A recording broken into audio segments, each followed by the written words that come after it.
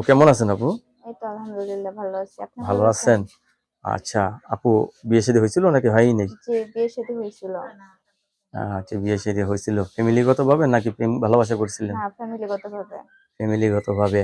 দেখে তো মনে হচ্ছে লেখাপড়া করছেন, কিছু করছেন লেখাপড়া? জি, ক্লাস 8 পর্যন্ত পড়ছি। রান্না বান্না কিরকম আপনার হাতের? মা আলহামদুলিল্লাহ মোটামুটি সবই রান্না করতে পারি। সবই রান্না করতে পারেন। কয় ভাই বোন আপনারা? আমি একাই। আপনি একা? জি, আপনাকে বিয়ে করলে সমস্ত সম্পত্তি পাওয়া যাবে শ্বশুর বাড়ির, না? জি। ভাই বোন কেউ নাই, তো বাবা মা আছে তো? আমার আম্মু আছে, বাবা নাই। আম্মু আছে, বাবা নেই। তাহলে এখন আপনি বিয়ে বসতে চাচ্ছেন, ছেলে যে বয়সের হোক সমস্যা নেই।